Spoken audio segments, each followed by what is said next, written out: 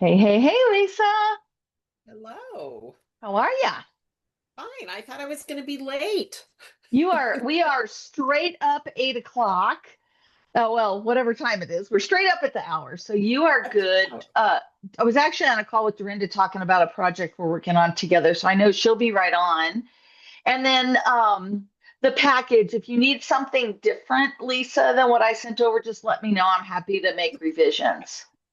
that's fine. I will get to it. This was one of those weeks where, so I watched my grandson's three. So we got it recorded. Dory, you did a great job on your bios. Thank you. Yeah, really nice Thank job. you. I gave you a couple of examples of a third person bio. I typically get asked for those more often than a first person.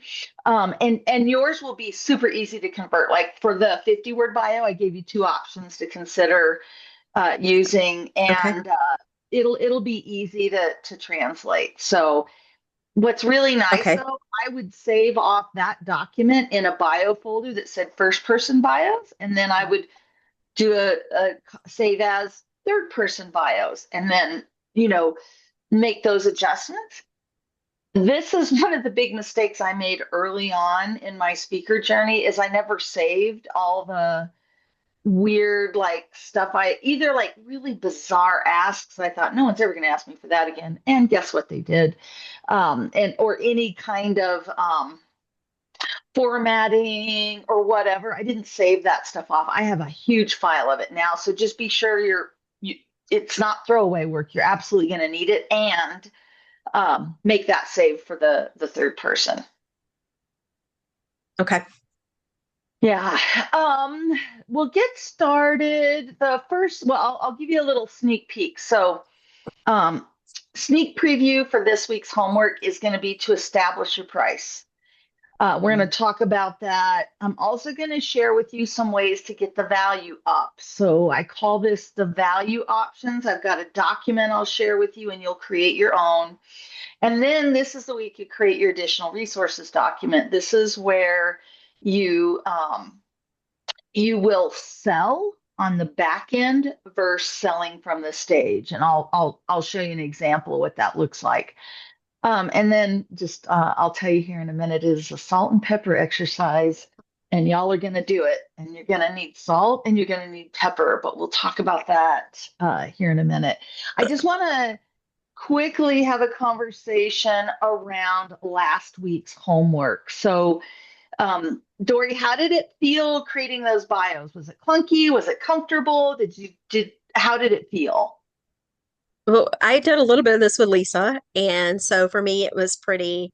And I've written them before, but not to like this. Like so much has changed. My husband Yeah. passed away in August last year, Uh, so I've added. My story just continues, I guess, is the way I look at it. It just continues to unfold. So being able to add that piece to my bio was a little bit more like, it was a little harder, but it's part of my story. And so yeah, it was good. It was good. It is hard to brag about yourself, I think. yes. And that, but having some pieces that Lisa and I had worked on actually helped because I was able to like take that. And I will tell you, Chat GPT has become my friend in so many ways of just helping me to generate and then tweak it and modify it and go. And Chat GPT, mine loves me so much that I've named mine. Mine is Rafferty, which is abundance in Irish.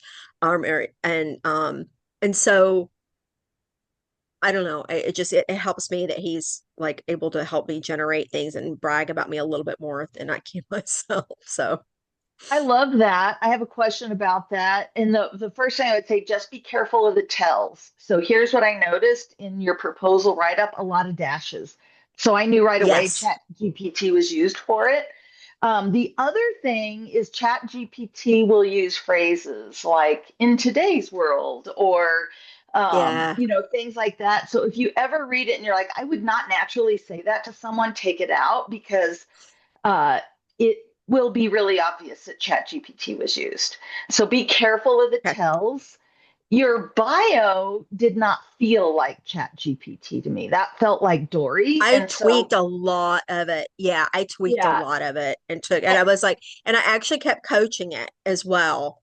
It would spit something and I went, no, that's not right. No, that's not right. And just kept like, and then I took that and then just changed it. So I try my best to not use it verbatim, but it helps me with ideas because sometimes the wheel is spinning, but the hamster is dead, if you know what I'm saying. I do. And I think that is a great way to use Chat GPT.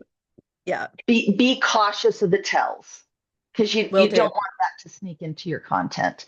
And that's not just your speaker package. That's if you know, repurpose it on LinkedIn or you're creating marketing material, like, because I think most people are like me. If I sense that it's Chat GPT, I'm out.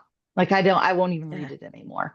Um, do you have a paid version of Chat GPT is my question because I'm considering paid and I've used Claude AI, I've used Chat GPT. There's a lot of them out there. So do you have the paid or are you using the free version? I use the free. Yep. Okay. Okay. I gotta figure all that out. So Lisa says paid is worth it. Do you have an AI platform you like best, Lisa? You're on mute. You're I good. did a dog. Um, I use the paid version of Chat. However, I have a lot of friends that use the paid version of Claude, and I'm almost considering getting that as well. Um, I will tell you, both my daughter and son, who are, they're like light years ahead, right? They both say Claude is better. Claude gives you more of a human connection, more of a That's what I've human heard. piece, right? So if you're writing for public facing, Claude is Mm, probably better than Chat. But I have built like Chat GPT, and mine is named Lumos, like the wand from Harry Potter, like to shine light on things. Ah, Uh, but I have crafted my brand voice position in there. So anytime I write anything, I bring my brand voice filter in it. It's got all my history in it. Like it is yeah. open all day. I'm After every call, I dump the transcript in there and ask it to analyze it and give me next opportunities. And like it is amazing. Wow. Oh, I've got a whole system of what it does. It will write the email after the session is over. It will give me ideas on how we can collaborate together. It is fun. Like I've trained it to do that now. So because I have that there, I do want to go over to Claude, but then I also have a proprietary one for marketers that just blows the socks off everything, but you have to fit in the box. So anyway, I'd say go with either Chat or Claude. I know a lot of people use Perplexity also, and then there's another one that begins with a P. I can't remember. okay. But I can't the remember what that one paid is too. version, you will see a big difference between the paid and the free. Okay. Really? I Okay. think I'll go with Claude since I haven't started yet and then play around with that. So thank you for that. The other thing related to what you were saying, Dory, the speaker intro, like that is your way to brag about yourself. You did a Mhm. great job in yours. Um, and then just, I always customize them for every talk because if you think about it this way, that's your audience's first taste of who you are and what you're going to talk about. So you want the person to introduce you to get them really curious and excited about you taking the stage. And I think you did a great job in your intro.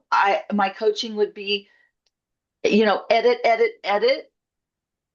You might use a different sentence for that audience. I don't know, I'm making it up. As project managers, we really struggle when we implement and then we don't get the results. Guess what? Change management's going to change all that for you. And Carla's going to talk to you about blah, blah, blah. Like once you know who's sitting in the seat, you can tweak that and hook them and get them really excited and interested about you.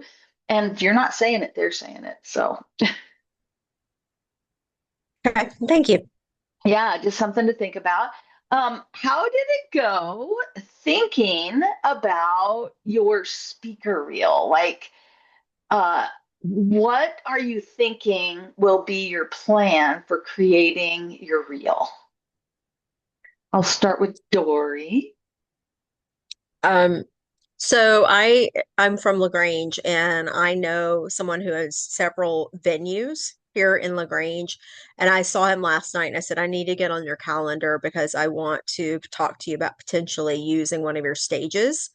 And because I'm from LaGrange, I could probably fill up a room and do that. And I also reached out to LaGrange College, which is my alma mater, and they have a videography program. And so I'm going to work with them on getting a videographer to film it. So it's all going to happen in the fall, which is fine. And I'm actually Lisa speaking at LaGrange College this fall too. So um, I yeah, so I've started putting all of that together and starting putting all of that in place.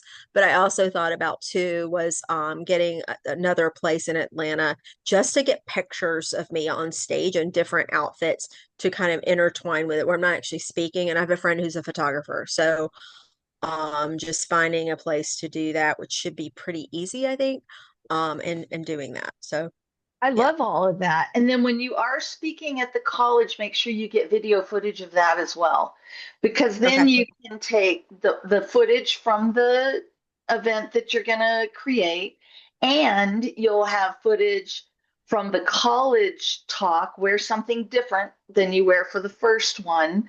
Then that combined with the pictures, now you look at that reel and you go, she's all over the place, this woman speaking everywhere, right? And so combine those. I love that you reached out to the college. They need projects, and they've got that videography department, and you can just, you know, pay the interns, 200 bucks or something, Yeah. and they'll be so happy, right? And then they have their college project. So fantastic plan. I love that. Thank you. Lisa. That this sheet helped. Oh, good. You mean the how to do your speaker reel sheet? Yeah, the guides helped tremendously. Thank you. So glad. And it won't be terribly expensive. And even if let's say the videographer can't put, together a speaker reel, I'm assuming they will as part of it, but if all you get is the tape from the student, you can hire someone like Jenny. And I think her information may be in the guide. If not, I've had it in the chat several times. But somebody like that does that work where they take and they put everything together for you. So it doesn't have to cost, even $1,000, but those high prices that professional firms are going to charge you. So super cool. I love that. Um, Lisa or Dorinda, either one of you have a thought on what you want to do with speaker reels? So I've already got some footage. I did a keynote, it was a year ago, April, at a video studio. So it's not like the white Oh, background. It's all done. It's all professionally done. But that's one video. And then I'm speaking in Houston on stage in September. I actually have two different. I've got that and a breakout session. So I'll be doing. But my question to you is I have a lot of still photos of me speaking. So I'm thinking putting it together, having video and then maybe some still in there and then mhm. some video. Is that okay to Yeah, do? Okay. absolutely. And most likely what you'll do, and my speaker reel actually has that in it, the one I got done professionally. Your voice will continue talking. Like, let's just say, here's you on the stage, and you're talking, and now it's going to fade into like some photos flying in, but you're still talking in the background. They're hearing Okay. your message, and now here you are on another stage. Okay. Awesome. Yeah. Yeah, good. That's good. And as far as getting it done, one of the people in our consortium that we're putting together for this program, Carla, is a videographer. Actually, I have two Oh, videographers. So we'll work it out. oh, I love that. I love Yeah. that. So yeah, and you don't need it, and it does help. It's Yeah. it's gonna it's gonna help you get higher paid fees, and you will book more because you have a speaker reel. Because you think about it, event organizers, it's scary for them to put someone they don't know on that stage. So they see you, and they also see you have a reel. All of a sudden, you become a professional speaker, right? So. Dorinda, I don't know where you are with speaker reel. Is it just still something you're kind of thinking about? Well, I've asked I've done two fairly decent sized gigs, and both times I've asked them if I could get video clips, and both times they flaked out on me. Mm. It's like, oh, we didn't, And so I've decided that I'm going to have a plant in the audience with a iPhone. I mean, it's amazing. You can get pretty good video because counting on them, it's not their number one priority, right? Is It's getting you the not. video. So I'm yeah, I think that's what we're going to do. And I also am going to spend the summer in Santa Cruz with my daughter, who is a graphic designer and does all this kind of stuff. So I'm going to use her a little bit, but we decided that I'm going to teach while I'm over there and trying to find a place to teach. So I'm getting a hotel conference room. I never even thought of it. Oh, She thought about it. She goes, they have those little boardrooms, Yeah. and so it's actually cheaper than WeWork or Regis Studio. So I'm going to rent one of those. And she said, while you're there, we'll do your speaker reel. Because I'll be in oh. a professional room. They won't, like you said, they won't know if there's just Allie in the room or if there's 2,000 people, right? So yeah, it's just a montage. So yeah, but that was a big lesson learned. I did one for a huge restaurant and food service company, and they're like, oh yeah, they had a great production company in there. I went back to, oh, we didn't get that done. So Something to think about, include it in your contract. Even if you're speaking for free, have a contract. I'm yeah, doing this pro bono. Here's the things that we agreed on. So when I really want those pictures and that reel, I'll make sure they yeah. sign on the dotted line. Unfortunately, mine were done through my employer, so they had the Yeah. contract. So, but even at that, they were going to give me one, and it wasn't their priority, so they forgot about it. Yep. So yeah, but I think they're hugely important. I could see that, and becoming more important because the whole world lives through. I mean, how many hours does the typical person spend looking at reels? Period. Yeah. Yeah, a So lot, a yeah, whole lot. So, too okay, much. perfect, perfect, perfect. I love that. We are going to jump in today's content, and we're going to begin talking about speaker fees. And this is a lot of times the part where people are like, finally, we're going to talk about the money side. And like I said, you can ask me anything you want to know about me, what I charge, kind of what my journey has been. I am an open book when it comes to money. Um, the first thing that I'll say is super important to set yourself up as an expert in something with a target audience. The that will make not only your fees higher, but it'll make you more in demand. I think a lot of times, and I found myself in this boat, speakers think that they don't get gigs because of the price. That is not why we're not getting gigs. We're not getting gigs because they don't see the value. And that is really the truth.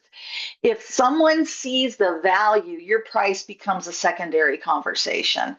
Now, there might need to be a little bit of negotiation, but what's keeping you from booking high paying gigs is the fact that they just don't see the value. So that's why we focus on building all this content first, so that now you've got a package that highlights you as an expert in something with a talk that's ready to go with key takeaways. You've got additional resources. That's a extra value that event organizers love, that you have that for their people.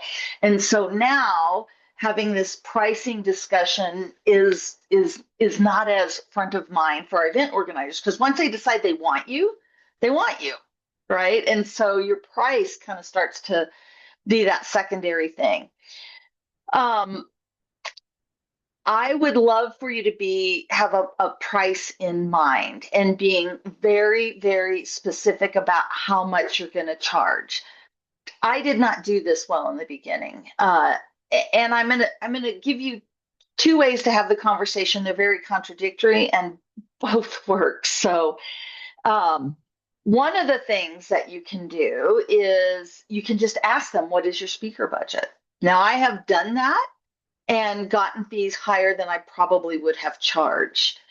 Uh, and I want you to go in with a strong price for what your keynote or your workshop is going to be. And I'll talk you through typically what those prices are. Meeting planners want to hire and they expect to pay a premium rate for a professional speaker. If we go in kind of willy-nilly on our price and we are our topic is resonates with everyone, we become a commodity, and your value perceived is going to drop a lot. One of the things before I get into exact pricing that I'll share with you is I did not do this in the beginning, and now this is something that makes all the difference for me. I charge a day rate. You bring me into your conference, I am X number of dollars. So I'll tell you right now, I go in at 15K. Do I ever have to adjust that? Absolutely. There are times I have to adjust it. And for $15,000, you have me for the day. What does that mean? That means, yes, I'll do your keynote. If you have a breakfast leadership meeting for your women, I'll do a session for them. If you need me to sit on a panel, I'll sit on a panel. If you need me to moderate the panel, I'll moderate the panel. And you know what? I'll even show up for another facilitator, another speaker, and do a table facilitation. I'm yours for the day for $15,000. The cool thing about that is this.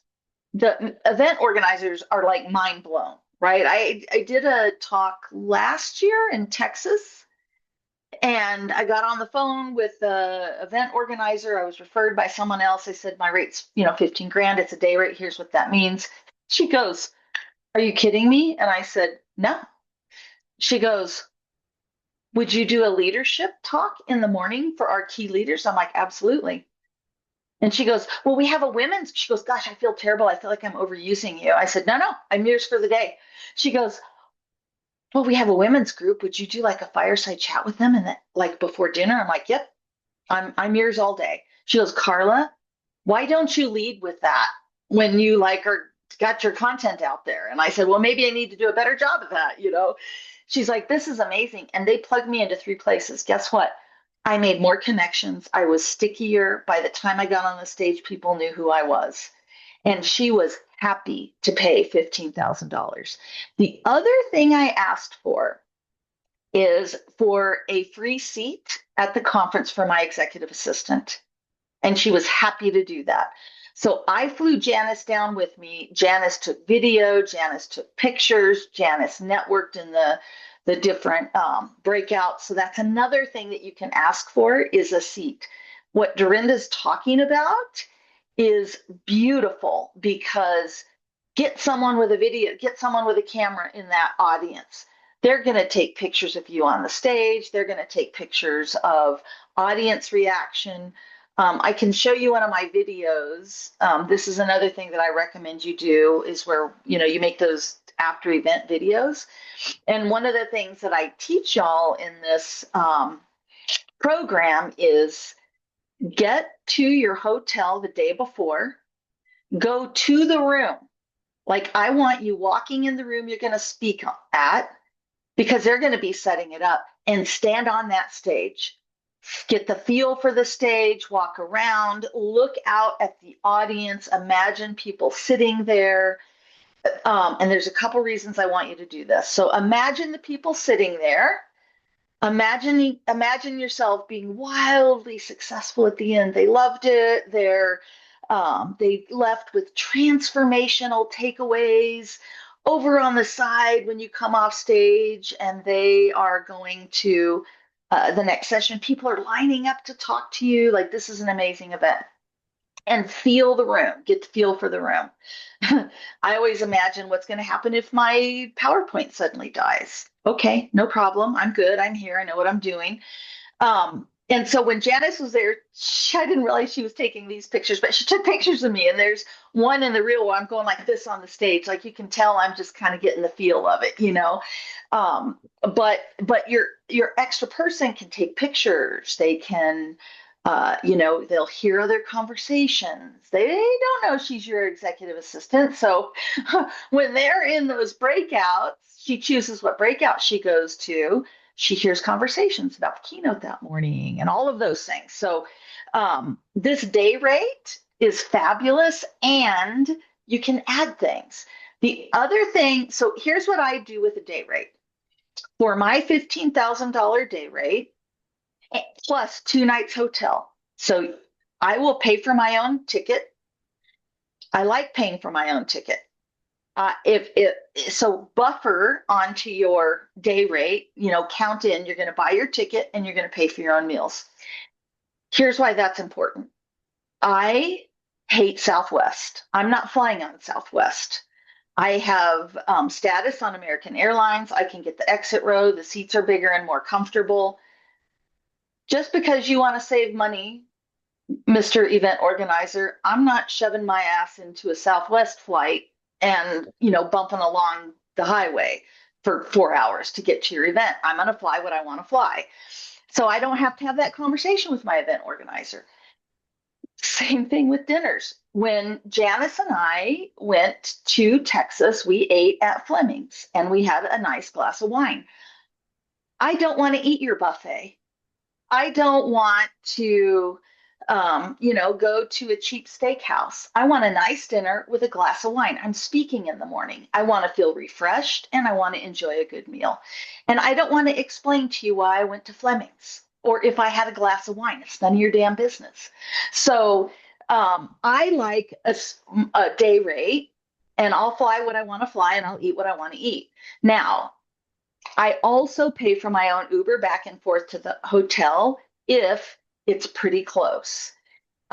If it's like a long distance, and I always check how much is that Uber ride. I'll add an extra $500 on to say I'm paying for my own Uber, I'm paying for this, I'm paying for that. So when you do your day rate, be careful that you consider everything you're going to pay for in that price. So then it's also easier for the event organizer because I'm 15 grand. I don't owe you any receipts. You don't have to check my receipts. You don't wonder, I don't know how much she's going to end up charging me for a plane ticket. It's easy for the event organizer. It's easy for me. The other thing that I don't do, and I have seen speakers do this, and I'm going to just highly encourage you, don't do this. You're not a parking meter. Your keynote is not any more or any less, whether it's an hour or it's 90 minutes. Don't do that. Don't give event organizers 6 options. You can have a keynote for 60 minutes. You can have a keynote for 90 minutes. You can have a workshop for this long. If you want both, it's this much. They're just not gonna pay attention. It's too complicated. I'm out. So I'm going to get into specific recommendations for what I would recommend that you charge and some thinking around when to take events that don't pay you. So for exposure, and be very careful about that, by the way. But before I do, I just kind of want to pause here and ask, what thoughts or questions do you have about this idea of charging a day rate? Lisa.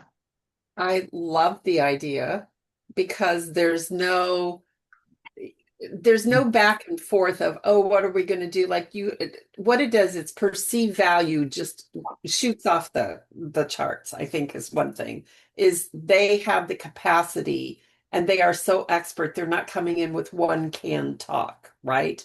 So you're coming in with more. I did have a question about hotel. So it sounds like they book the hotel for you and they're going to decide where you stay. Is that correct? That's correct. And I'll tell you why that's important is they will have a room block for the conference. So they have to go in and reserve X number of rooms and they have like a 10% variance. They're going to pay for those rooms regardless of whether anybody fills them or not. And so honestly, it doesn't cost them any more to put you in a room because they're always going to buffer a little bit on the high end and they end up losing, some money for rooms. It's just part of event management. And so they'll book you at the event and it really doesn't cost them anything. So me asking for that, it helps me. It doesn't hurt them. Yeah. All right. And validating that, I spoke, it was only, I think it was like 200 people here in Phoenix, and a colleague was there and she was staying the first night, but she wanted to come down an extra night, which wasn't really butting up against our speaking day. And she went back to the event organizers and said, could you just get me your rate for that extra day that I want to stay? And they said, sure. And she never got a bill for it. They're like, yeah, they just booked it. Yeah, Yeah. because of exactly what Carla was saying. They're paying for, 3 nights of $200. One more room it's not going to be worth the money it would take to break it out and bill her. Just put her in a room. Yeah. And it was the Phoenician in Phoenix, which Yeah, which is not a bad place to stay if you yeah. have to come to town. The other thing is I always fly in the day before. And I always tell my event organizer, you don't want me coming in the day of your event, even if it is later in the day. Like I'm coming in the day before, I'm going to stay. Now, sometimes I will come home that night, and the other thing about a day rate. So I charge 15,000. If you're on the East Coast, I'm not coming to you for less than 15. I might come to you for less, but I'm really going to try to stick to a higher fee because it's basically 3 days for me. I'm going to fly out the day before. I'm going to do your event, and now I got to get myself home. Now, I might leave that night depending on the timing, or I may have to stay a night and leave the next morning because I'm not taking a red eye out. But it's more. If I'm in Phoenix, I'm more flexible with my price because I just got to get in my car and drive there and drive back. I'm still for a big conference going to go in at 15K, and you're going to get a little more wiggle room. Now, I have done 7, 8K gigs on the East Coast. And it's just a time when I needed the income in my business. I didn't have other work that week. So guess what? I'll go make 8 grand instead of make nothing. It's one of those things where you kind of have to look at where's your business, what do you need? But I'll tell you this, 5 grand, I would not fly to the East Coast. It's just not worth it for me. So we got to kind of figure out for ourselves where we land, and I'll talk to you about what I would recommend for a newer speaker to start here in a moment. But this idea of a day rate really, really works. Really works. I have another question, Carla. Oh, go ahead. Yeah. So when you say 15K, like how do you know, it's actually two, how do you know what size event warrants that level? And I understand you're a more seasoned speaker. And the second thing is, what is what if they wanted you to do a keynote and a workshop and a breakout session and speak to their leadership team? Like at what point is it? Because I'm thinking of prep of those. So this event I'm going to in Houston, I've got a keynote and a breakout session. That's a Yeah. lot of, right? Yeah. I'm 15K. I will do Okay. all of that for you for $15,000. And I have all that stuff already created, really. I mean, okay, yes, is there some prep? Sure. I practice my talk. I got to think about how I want to design the workshop. It's not only a value to them, it's a value to me because I'm now going to go meet all these leaders. I'm going to have my additional resources document, which I'll show you in a moment, that shows all the ways you can hire me and work with me. I'm stickier, and my chances of getting additional revenue are there. Plus, to be honest, I'm not going to be working for anybody else that day anyway. I just can't separate my brain that way. And I'm not going to leave the stage, run to my hotel, and now, do something completely different. I just don't do that. I am really there for the event that day. So book me up. I mean, these people had me doing the morning leadership talk, doing the keynote that afternoon, and then doing a women's group in the afternoon, right before. So it was pretty close to that. I didn't do well, no, I did. I did a workshop in the morning for the leaders. So yeah, but then I'm not budging. You're going to pay 15 grand, or you can go get 3 people to do that. I'm not doing it for less. So I think that's where my price point is. If they were like, all we really need is a keynote and we just don't have the budget. We've got 12. Would you consider that? Okay, yeah. So I'll be a little more flexible in price versus go up on the price. Okay. And I encourage them, use me up. Where do you need me? I'm your girl. The other thing that I'll do, and I would highly encourage you to do this too. They love it, and I've never had anybody take me up on it, but it's their insurance policy. I'll say, listen, if if a half hour before a breakout, your facilitator is suddenly sick and can't do it, I'll take over a session. I've got all these um, workshop sessions that I can deliver. So you just text me, raise your hand, and I'm there. I will take over that workshop. You don't have to worry about it. I'll be your security for that. And they love it. I've never had anybody do it. Speakers have always shown up, but they're walking around going, "Oh, I got a backup speaker." So that's another thing that you can do. Dorinda, you had a thought. Yeah, my thought is overwhelmingly making it so easy for the event organizer and the financial coordinator or whatever is just such a brilliant plan, because there's nothing worse. I mean, I've been on the client side, and there's nothing Yes. worse than having to submit some, $800 airplane ticket to travel audit and have them come back and say, well, why didn't they fly Southwest? Blah, blah, blah. I don't want to get in the middle of that as an event organizer or as a client hiring you.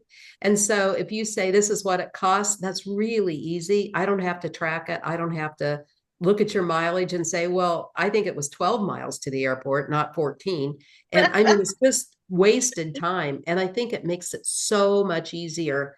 The other thing, I'll tell you a story about the pricing. So I was actually working with a business development person on the call who was doing the negotiating, and it was a nonprofit, and you always want to make, and Carla had told the story about somebody's paying for the cheesecake. And so the business development person said, what's your budget? And I was doing a 90-minute talk, and it was here in Phoenix. And they said $5,000. And without missing a beat, the guy says, well, our rate is 15. So I'll come down, but you've got to find more money. And we settled on 10, which was fine. But what I took away from that is when they said our budget is 5. We've scraped around from, this is what she said, we've scraped around from everybody, and we pulled together, I think we've got $5,000. And he didn't even blink. Yeah. And it took him about a nanosecond to go up to 10.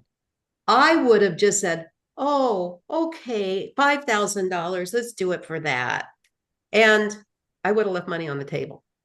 It's so easy to do. That story, it cracks me up. It's Andy Vargo. Andy's gone through the program, and I do post on it every once in a while on LinkedIn. I was talking to Andy, and he said, here was my aha moment at a conference. They said they didn't have any money for speakers. So guess what? I spoke for the exposure, did a great talk. Everybody loved it. And then I'm sitting there, and they're passing out cheesecake to everybody. And I'm like, somebody's paying for the cheesecake? Like, how do we have money for cheesecake, which is not cheap at a conference, but we got no money to pay me? I'll tell you, my aha moment is I did a women's conference in Phoenix, and this changed everything for me. I'm on the phone with the event organizer. It was very early in my speaking career. She said, we do not have a budget for the speakers. This would be great exposure for you, blah, blah, blah. And I thought, well, it's in Phoenix, fine. So what do? I get to this conference. I'm a breakout speaker. There are probably 600 people with sponsored tables. And Avnet, the company I used to work at, is there. All of the big companies are there. They got these big sponsored tables. It's an elaborate event. And I'm going, you don't have any money? The hell you don't have any money? I do my breakout. I had room for 75 people, and there were people standing up around the edges to be there because the topic was what they wanted. And I got paid nothing for that event. And that was the moment I said, no more. They have money, and I'm going to get some of it, or I'm not coming. So, a lot of times they'll say they don't, and if they don't, they don't. We'll talk about that. There are times when it makes sense, but I will say most of the time it doesn't. You are delivering a valuable service. Somebody's paying to be there, so they can go find free speakers all day long, or they can hire someone that knows how to take care of what they want to be delivered. So Dorinda also mentioned something about event organizers, and y'all will see me post about this on LinkedIn all the time. One of the things I always tell event organizers is I will be the easiest speaker you've ever worked with. I will deliver what you ask me to deliver. I'm going to make the process of billing easy. I will be there to back you up in any way you need me on the day of the event. And when you ask me for content, you will get it on or before the day that it's due. I'm going to deliver exactly what I tell you I'm going to deliver, and I will be easy to work with. And they love that because they don't always get that in the speaking world. So let's kind of dig in and talk about rates. And I'm going to give you my thoughts on what is a good place for you to start. I think generally speaking, if you are going in pitching as a keynote, you do not want to go any lower than $5,000. I might even start at 6 or 7 and kind of allow some wiggle room down. Um, and they may or may not have the budget, and we can talk about that. But if it's a big event, they are going to have money to pay their keynote. Same thing when we start thinking about breakouts. I would still go in and say, my rate is $5,000 or my rate is $6,000, plus room or whatever that is. You have to decide, is that worth it for you? Because you are going to have to travel. You're also going to need to probably do some lower paid gigs and even some free gigs as you build up your speaker portfolio and you start to have some social proof around you as a speaker. So that is part of moving into that paid speaking arena.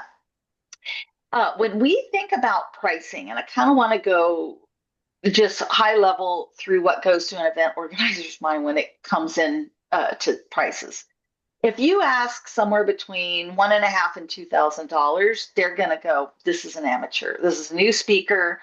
They don't have a lot of experience. You are now a very high risk option because they don't feel like you've got the miles under your sneakers. If you go in between 5 and 8,000, they're going, okay, this is a professional speaker. This is someone that's handled a variety of audiences. They've got experience.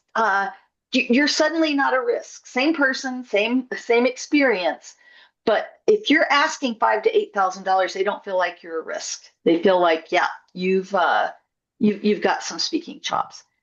15 and above, you're a very experienced speaker. You've probably spoken at least 100 engagements. You might be a published author. You're in high demand and you're probably not going to negotiate much on your price. They're going to push you less to negotiate if you go in at 15 than they will if you go in at 5. And you're a safe hire. There's an old, I don't know if you all remember, I think, Dory, you might be too young to remember this, but IBM had a great slogan at one time, nobody gets fired for hiring IBM. Do you guys remember that? So it was this idea that, sure, you can go out and get somebody cheaper, or you can hire IBM, and nobody's ever gotten fired from hiring an IBM. It's kind of the same thing as a speaker. I'm 15,000.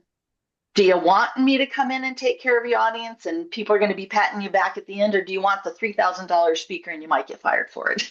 They might suck. So it's the same kind of idea. I'm comfortable in that $10,000 to $15,000 range. If you have a published book and it is highly recognized, you can easily go in that 15 to 18 grand arena. The other thing about budgets is a lot of times they have a different budget for education than they have for speakers. So you might be able to come in at, say, okay, $12,000 a speaker. You've got 300 people in your audience. Let's add a book from the educational fund. And then you know how much it costs you to print and ship that book to the event. And then pad that so that you're making that additional $3,000 that you wanted to make from the event. So, you get a little bit more flexibility there when you start thinking about what is it that you're going to charge for your keynote.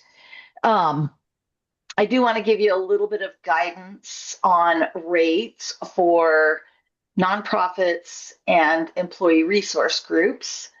But first, I want to pause and ask, what questions do you have? And we're going to do a fun exercise to make you feel more confident in asking those prices in a minute.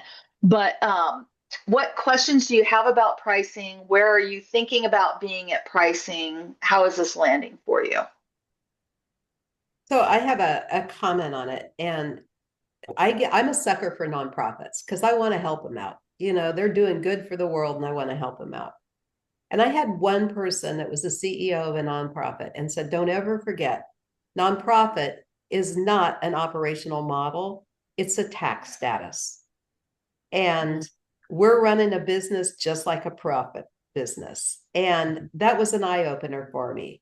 Now, if I were working for Dress for Success or something like that, which truly is, you know, low budget trying to help people, that's different. But, you know, if you're going into like, I'll just pick one, ACMP is a nonprofit. They got all kinds of budgets. Don't get a sucker. I don't know what your opinion is on that, but I think you can get suckered into that word for nonprofit, and it's a tax status, not an operational model. Ooh, I love that. That is perfect. I agree. And I'll share what I have found is typically either I'm not as good as negotiating at nonprofits or it really was their budget. I've gotten them typically coming in around $7,000-8,000 Yeah. for a gig. And so I'm okay with that. One of my I had a pre-call with one of the nonprofits, and we were talking budget, and she goes, gosh, you know, usually we pay about 5. I said, I really can't do it for less than 8. And I can do it for 8. I had to fly to the East Coast. She said, would you send me that in writing? I'm like, yep. And so she wrote me back. This is my favorite line. Y'all can steal it. She said, do you have a nonprofit rate? And I said, that is my nonprofit rate. So if you ever, you know, submit a rate that you're really comfortable with and they come back and say, do you have a nonprofit rate? Just tell them that's it. You just got it. And they get to choose. Because they will ask. I've never, every time they ask. Yeah. So when they ask, you just gave them their nonprofit rate. Lisa, Dory, before we move on to kind of thinking about ERGs, women's groups, things like that, what you can get paid for that, what questions do you have? I think for myself, I'm just thinking a lot about the fact that I have not been paid yet to speak on stage. And my experience right now is limited. I want to show up and be, you know, I don't know. I think right now, full disclosure, I'm having imposter syndrome going through my head. Mm. Um, that's it's really it's hitting me right now. And so I'm going, oh, am I even going to be able to add value to even be paid at all? Based upon, thank you. I have salt and pepper. We're going to talk about that in a minute. Yes, you Yeah. can. Yes, you will add value. And yes, you should get paid for the value you deliver. Absolutely, full stop. And you have experience. You have exactly what you need to get paid for the value you deliver. And we're going to talk about that. Lisa, any thoughts on the day rate or the pricing structure before we get started? I'm just going to tell Dory, like, you have a book, you have experience speaking. You've just run into places that you've either never asked if they have us, you know, or you just haven't found the right spot. So don't tell yourself that you can't do. I've heard you. I have no doubt you could do that. So Yeah, there. Okay. I like So it. my question about like what size constitutes, you know, if you've got 100 people, is that a keynote for 7,000? Or do you like what size of the event does this apply to? Do you know what? I don't worry about the size. That my Okay. price is my price. Okay. I'm going to bring that value. I'm going to deliver. It's up to you to get butts in the seats. Okay. Okay. Good. Yeah. Good. So I'll give you another example. And I go in strong. This is my day rate, and I explain why. And then if they need to negotiate, okay, I'll have that conversation. Then I'll decide what works for me. Like I said, there's 2 nonprofits actually on the East Coast I've done work for, and they're $8,000 and $7,000. I had that opportunity I shared with you where I met that woman out on her walk. When we were on the phone, it's for Central Arizona Water Project in Phoenix. It's not a huge audience. And she said, what's your rate? And I'm thinking, God, it's right down the road. I'd probably do it for like $1,500, $2,000, right? I mean, it's money I can make driving down the road. And I said, let me think about this for a minute, because how much did she end up paying? Okay. I said, I'll share with you what my day rate is. I know it may be above what you're used to paying for bringing speakers in, but my day rate is $15,000. And she goes, I don't think we can quite get there. And I understand that. Maybe you can go back to the committee, let me know, what you think would work for you, and I'll do my best to work within your budget. And she goes, I think I could get 4,500. Do you think you could do it for that? And I'm like, shit, that's like 3,000 more than I was going to take. So yes. I said, I think I can make that work. Why don't you go talk to them and see what you think? So we have a contract for 4,500. And I always ask now, I didn't used to do this, but this is something that I would highly recommend you do. Ask for half up front at booking and then half within 30 days of the delivery. So she paid me $2,250 2 weeks ago. And in October, I'll deliver the talk and then I'll get the other. And it's not a big event. It's their employee event. And so I don't worry about, I know the value I'm going to deliver. I don't worry about how many people you have as kind of your thing. There's also, and this is where you got to kind of figure out what makes sense for you. There's also a women's organization in Phoenix. I love these women. And I did a Saturday talk for them for $1,000. It was a Saturday, no big deal. I also booked business from someone in the audience out of that. So that was kind of cool. And so it's a little bit fluid, and I know what I want to charge going in. And then I decide where I want to have some wiggle room. When it comes to free work, and you will end up doing talks that you don't get paid for, I either do it with, okay, this really is huge opportunity and my target audience, or this is a cause I want to give back to. So I'll give you an example. I have my talk, Is Your Inner Critic Designing Your Future? And I had this guy reach out to me on LinkedIn. I just always thought it was so funny it was a guy. And he organizes an event for Xavier, which is a local Catholic high school.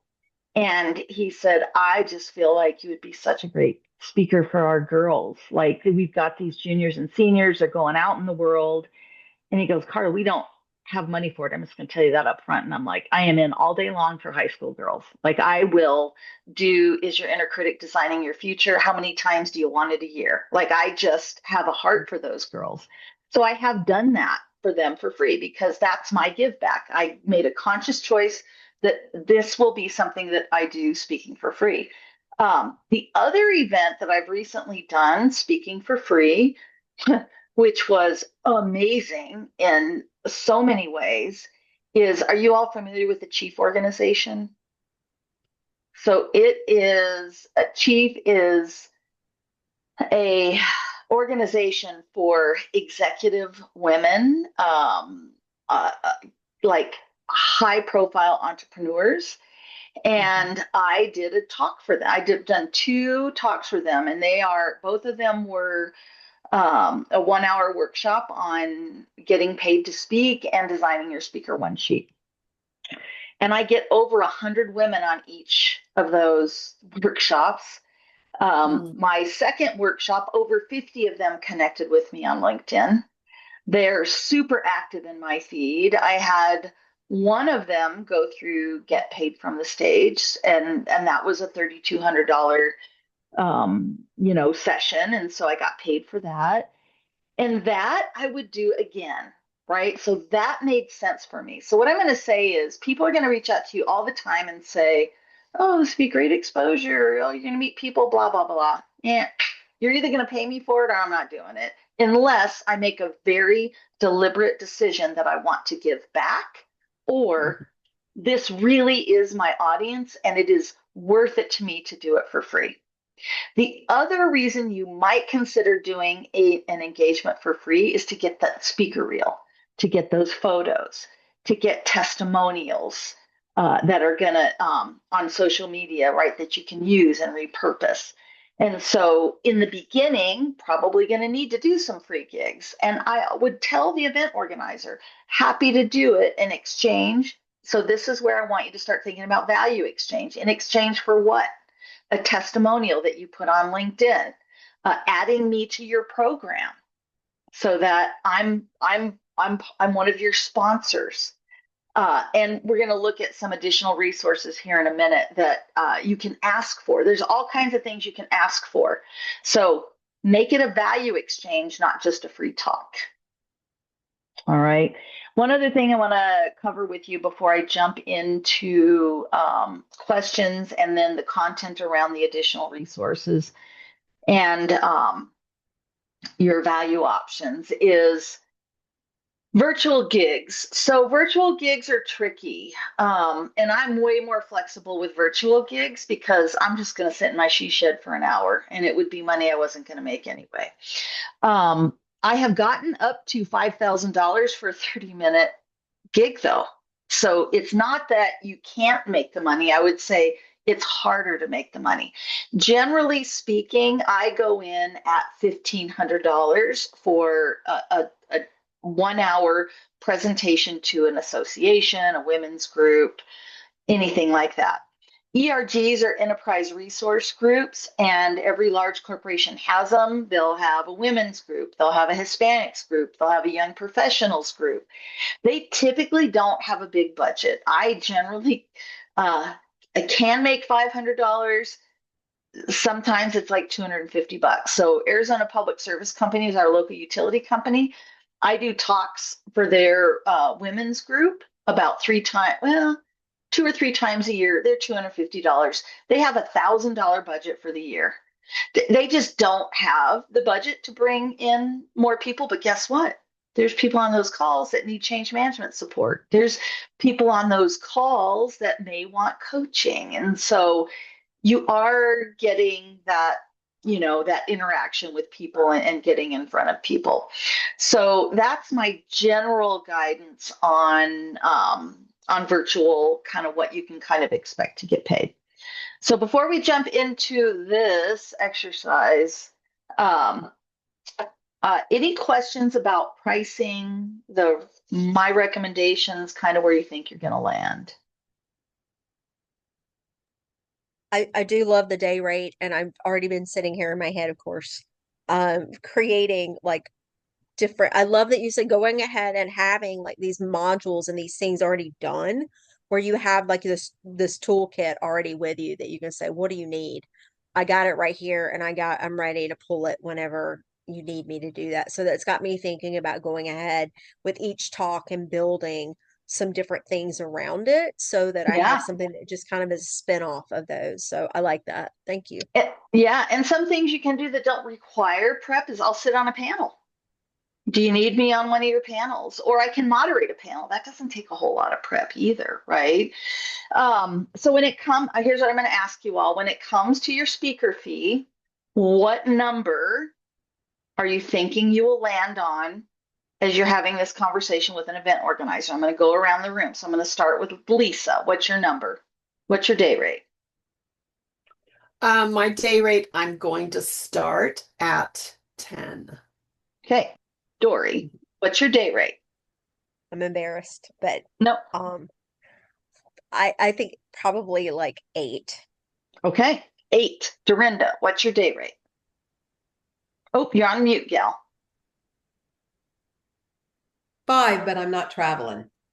Okay, 5, and I'm not traveling. Love that. So this is like my favorite thing to do, and I do it all the time when I'm getting anxious about having a conversation with someone about my rate. So this is a pepper. Y'all see this? This is pepper, and this is salt. So I want you to get out a Post-it note. Not now, but later, get out a Post-it note and write on it. My day rate is $8,000. And you put that Post-it note on a table and you put a salt and a pepper shaker on the table. And for 5 minutes, I want you to do this. That's salt, that's pepper, and my day rate is $8,000. My day rate is $8,000. That's salt and that's pepper. This is not pepper unless you need paprika. This is not pepper sometimes. This is pepper. It's a fact. My day rate is $8,000. This is salt and this is pepper. And do it every morning for 5 minutes.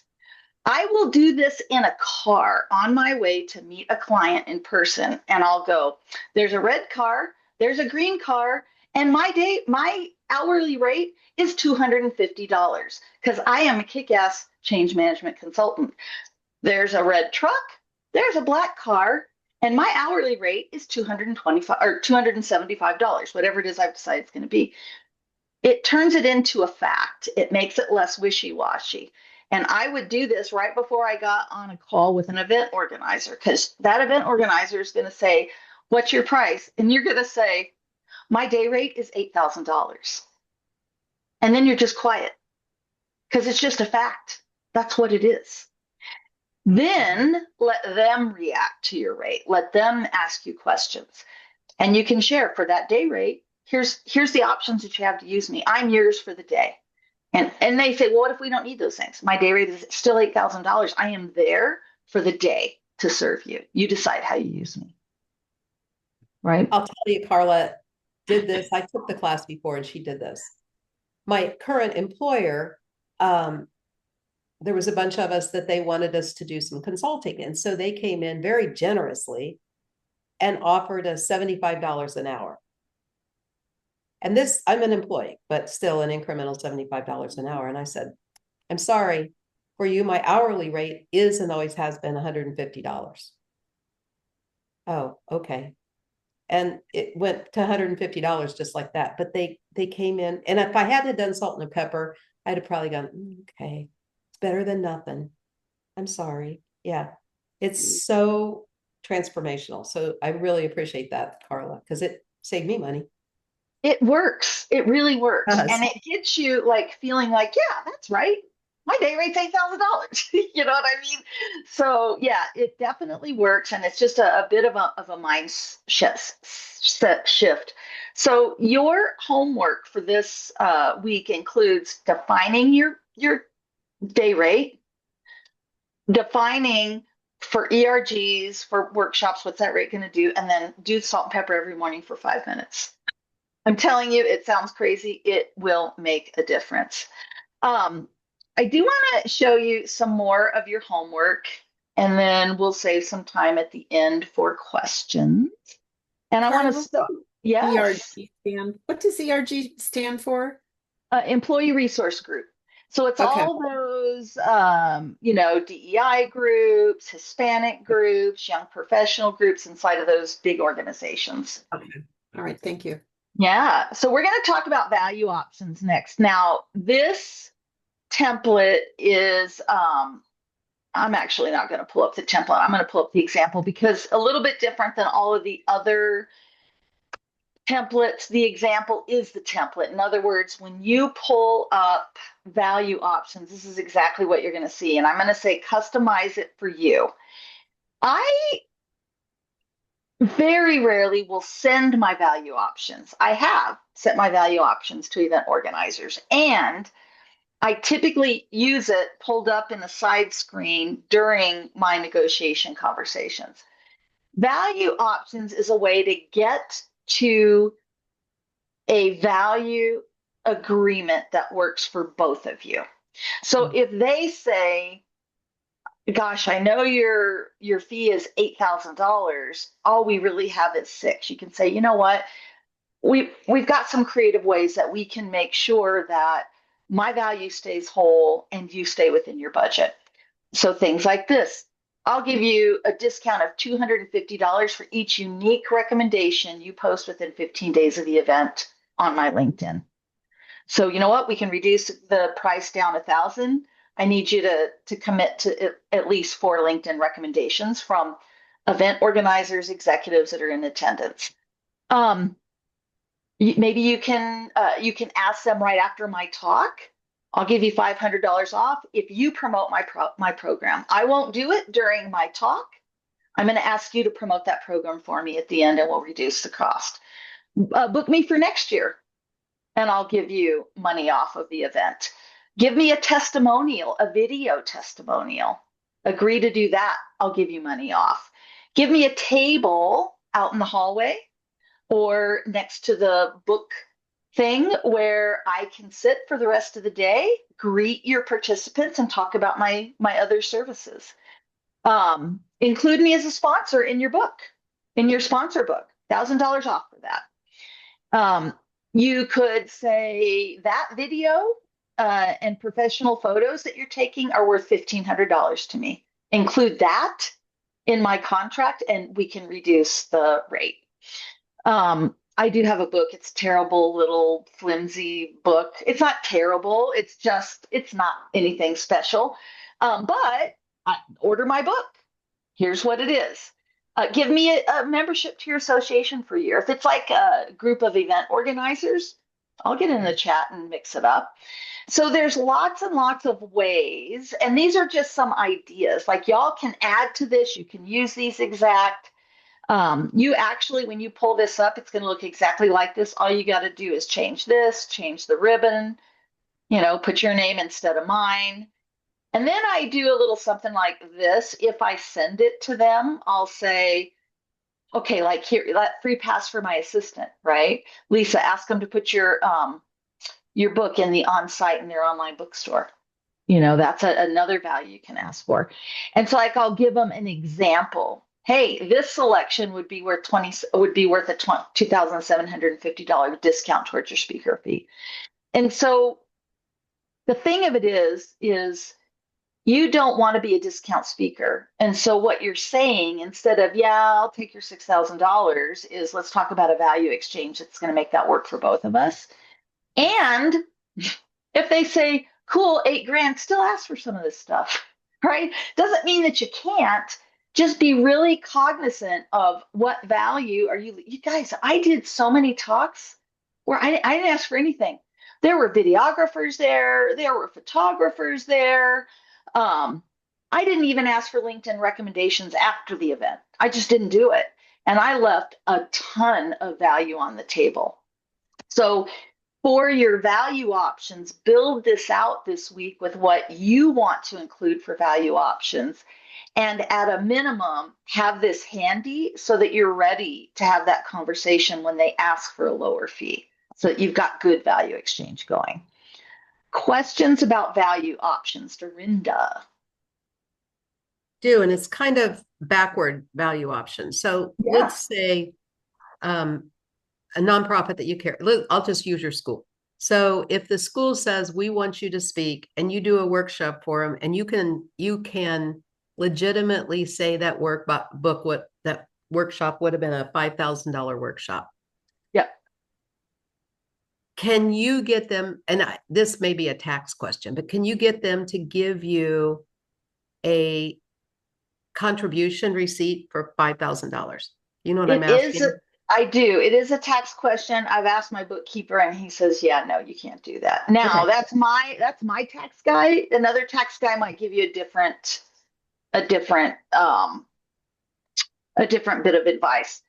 You know what's funny? So that the first talk I did for them was quite a while ago. I didn't ask for anything. I don't have a LinkedIn review from it. I don't have anything. It's just big missed opportunity. Lisa or Dory, questions or thoughts about value options? I would never have thought to do this, but this is amazing because, if I'm asking for 10, it doesn't take a lot to get down to 7. Or, out of these, and it's not going to be off any skin off their back. No, it doesn't cost them anything, and you still get to retain the value. Yeah. And then you get to decide, you know what, I'll go down to 6 on this, and here's the 3 things I really want for value exchange, right? So it has worked really, really well for me once I finally, and again, this whole program is honestly all the mistakes I made, trying to get to this point where I get paid for the value I deliver. I didn't do any of this for the longest time. And then I'm like, what was I thinking? Like, I just left so much value out there. Dory, is this resonating for you? Yeah, it really is. I love this. Being able to do that, and it also is like giving me some ideas too around like things that I could probably include as part of, maybe when they're booking me anyway, just saying getting some LinkedIn recommendations. That's huge. It is Um, huge. And we are going to talk about that next. I'll show you something on my LinkedIn, but that's your social proof. And Mhm. event organizers are either going to find you on LinkedIn or they're going to go to LinkedIn and they are going to look at your recommendations. So, Mhm. super, super important. The other thing you're going to create, and this is my additional resources document. I'm actually going to show you the example. You do have a template in here, and it's just got, placeholders for this stuff, is your additional resources document. So you know how you have your guide that is a guide to your talk. Your event organizer is ideally they're going to include it in the conference app. Typically that's what they'll do. So they'll have your program write up, your keynote write up, and it'll be included in the app. If it's not included in the app, you're going to ask your event organizer, you're going to say, hey, I have this guide and I have some additional resources I would love to get to your participants. Can you please send it out to them post event? And they will do it because that's huge value. So you've got your guide. Here's the other thing you're going to create. And I'm going to recommend that like I have a Canva file that's got a whole bunch of options and I choose, depending on the event, which one I'm going to send. So like I have one around my change management consulting. If I'm doing a talk on change leadership, change management, that makes sense. If I'm doing a quiet your inner critic talk, I'm not going to put the change management one in the PDF, right? I'm going to choose. So this is what you do. You put free resources in the beginning. It might be connect with me on LinkedIn. I want those people to connect with me on LinkedIn. I do have a magazine. It's a Sparkle and Rise magazine. It's free. And we used to publish it quarterly. Now we actually publish it twice a year. But here's a QR code to sign up for my mailing list so you can get the free magazine. And oh, yep, you're on my mailing list. And I'd love to connect with you on LinkedIn. So here's a QR code, and this is a clickable link. It'll take you to my LinkedIn. I want those people to connect with me. Oh, yeah, and I do have some change management consulting services. If you are looking for that, here's how you can get a hold of me. I do have some online courses on change management, and so here's some links to that. And if you've dreamed of getting paid from the stage, guess what? I can help you with that too. Now, again, I would be careful how many of these I put in one package. This one, I do have a membership for kind and ambitious female entrepreneurs. I wouldn't put it in the package for change leadership, right? I would put that in my packages focused on women. Follow me on Instagram. Here's how you can follow me on Instagram. So think about um, and this is another free community I run. But think about what are the free resources you can offer, put those Mhm. at the top, at least one, maybe two free resources, and then what what could this audience want to buy from you? What's the more that they could? And it might be hire me as a keynote. Here's, hey, did you enjoy this keynote? I'd love to support and serve your community. Here's how you can get a hold of me for keynotes and workshops. Um, because this now is going to go to them directly along with that guide, and you're not going to spend any of your stage time trying to sell. Your event organizers will love you for it, your participants will love you for it, and you still get to do the back end sales. So that is the additional resources that you're going to find here. This are my two examples. These are the two templates, and you also have a pricing your talk guide. So let me just kind of pause there and see what comments or questions do you have about additional resources.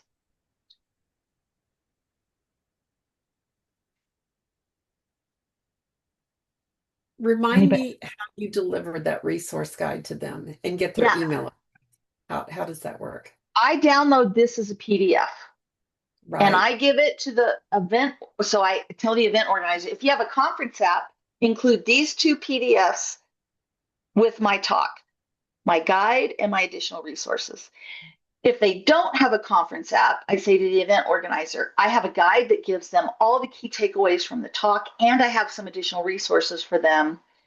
How would you like to get that to them? Is it through O- email, whatever? And they will email it to them typically. Okay. You can, if they don't have, if they're like, I don't have, I don't think I've ever heard this, but let's say they don't have an app and they're not going to send them a follow-up email after the event. Then you can ask, do I have your permission to ask them to sign up on a QR code for a list where I'll email them myself the guide and the additional resources, right? So especially for for a conference or like APS does this for me all the time. They'll send out my stuff after the talk. Mm-hmm. It's value for them, right? They're like, oh no, we want to get that to our people. You got all this cool stuff. We want to get it to them. Yeah, my goal is to get those people on my email list. So that was why I wanted to get that. Yeah. So you could, and you notice in my additional resources, I offered the free magazine. Well, you got to get on my email list to get it. You get it. Yeah. You can put that in there then. Okay. Yeah. And so, and I'll say when if people ask questions about it, so I have actually been in conference and people will ask questions about the magazine, like, oh, that magazine's cool. So all I got to do is I'm like, yes, and y'all are getting on my email list. So just know that's happening if you ask for that magazine. Right. And so it's, yeah, just be really deliberate or put in the page, this will add you to my email list. Yes. You know. Yeah. Good. I don't think they can. I would be very surprised if anybody would give you their email list because privacy and stuff like that gets sticky anymore. Oh, they won't. They won't give you their email But list. I never. If you give them value, for you that. get it out of the value. Yeah. Yeah, I never ask for it. But if they want my free thing, then that means you're signing up for my email list. Absolutely. And that's why I never ask an event organizer for their email list. I say, would you please email this out to your people? I've got these 2 guides that are going to be super helpful to them. And then they do that for you. Yeah. Dory, what are you thinking? No, it makes sense. I'm just thinking that's a great way too to be like, no, you're not selling from the stage, and so you're able to like get into people's email and they have this additional stuff to be able to work one-on-one with me, join my membership program, that type of thing, and add more value. So I love that. I get tons of people at events connect with me on LinkedIn because of this. Tons of people. You know, after the conference, well, like I said, the Chiefs organization, 50 out of the 100 connected with, I counted them. I'm like, that's my like most successful thing. 50% of them linked in with me, which is amazing, you know? So those things work. So let's talk a little bit about homework. Homework is to establish your pricing. You've got the pricing guide. Do the salt and pepper exercise, and then you have to tell me how that goes when you come back. Create your value options. My list is absolutely as is in the Canva template. So all you got to do is make a couple changes on that cover sheet, decide, is that what you want for your value options? Maybe you're like, I don't want to give that much value for this, but I want to bump this one up by 500 and I want to add this other thing. And then create your value options, keep that hip pocket anytime you're negotiating, and then create your additional resources document. And then the next time you book that gig, you just work with the event organizer on them sending for you or putting in the conference app those 2 key takeaways. And like Dory, you had an assessment, so there'd be 3 key takeaways. Like you'd have your guide, you have your assessment, and I've got additional resources. There is no event organizer on the planet that's going to go, we don't need those things, right? They want those things because that's a huge value to their folks. And then I think the value options and additional resources. So that is the homework. And then if you would like, you can take that PDF and pop those into the Facebook group. Those are kind of more, I'd say, personal documents. So I won't give you a whole lot of feedback on it because your value options is just what you're comfortable with. What I will do, though, full transparency, is scan them. And if I see, ooh, I like that, I'll add that to my value options list that's in my template so that other folks in the cohort have an opportunity to learn from some new options that you may have come up with. And then I just love to look at the additional resources. The one comment I might make is like, if I didn't see anything for free, I might say, hey, you might consider adding something for free at the top just to kind of get people going, oh man, she's giving that away. That's so cool. Even if it's just connect with me on LinkedIn, I'd love to continue our connection, have something so it doesn't just look like a sales document. So that is what I have for our fourth meeting together. We have two more sessions together. And next week, you will get the spreadsheet of open opportunities for calls for speakers. And we'll talk a little bit about my thought process on how I choose different things. I'll click a couple of the links to show you what's there. Um, and so next week's homework is submit at least 3 calls for speakers. I also provide a message that I have found really works well with connecting with event organizers. I use it on LinkedIn in the direct messages for event organizers I'm connected to, and I also use it as an email template. And then creating your connection plan. How are you going to stay connected with these event organizers after you've had either a discovery call or you've actually spoken at an event? And so I'll share with you my method and what has worked well for me. And that is next week. And then our final week is when Ann Neville is going to join us. She's an event organizer and she'll answer all your questions about what does she look at, what makes her say no, what are red flags for her, that kind of thing. So I don't have any other content to deliver for today. What questions or comments do y'all have on today? I'll just say one thing, Carla. The value of what you're giving me here has been absolutely incredible. Yay! Absolutely. I, you have taken me so far down this path. I just can't believe it. The fact that next week I'm going to actually be applying. Sorry, I'm getting a little choked up. It's just amazing. So thank you. Oh Thank you. gosh, that makes my heart so happy. It just lights me up to help people just realize their dreams and get out there and know that this is possible. This is possible for you, right? You can make it happen. That just makes my heart so happy. So thank you for sharing that. I love that.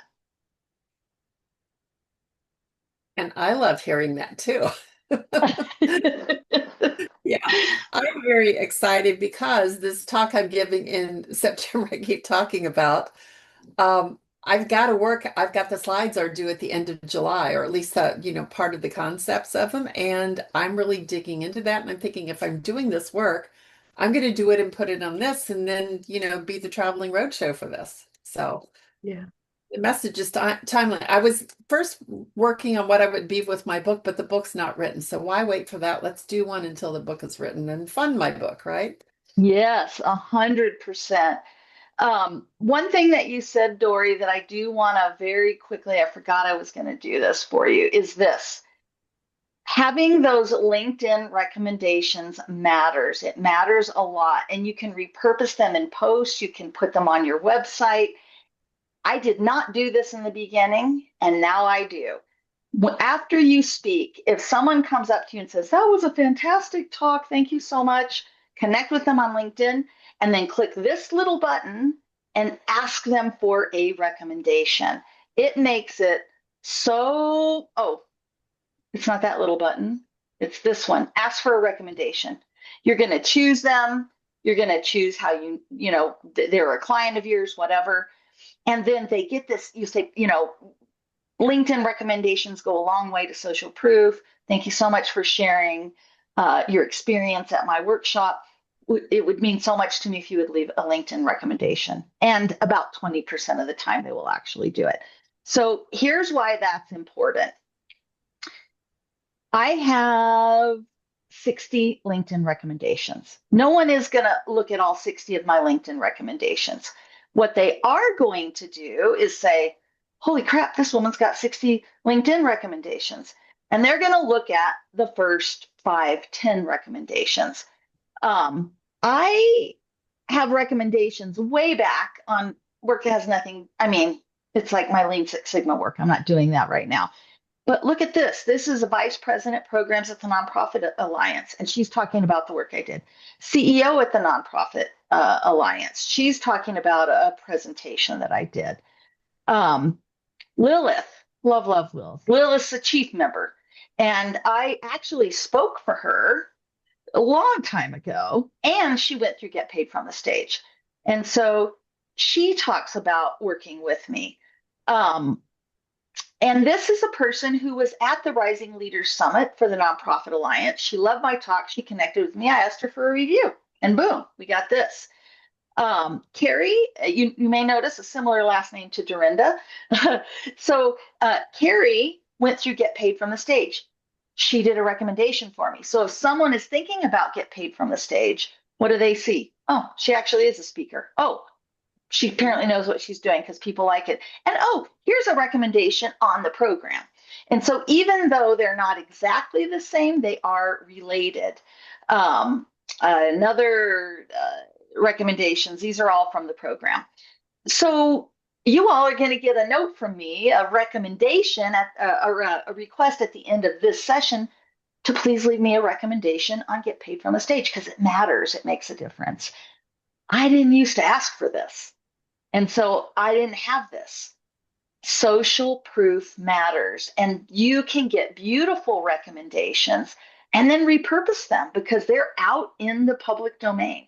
So ask your event organizers, ask the participants, and start building up that social proof.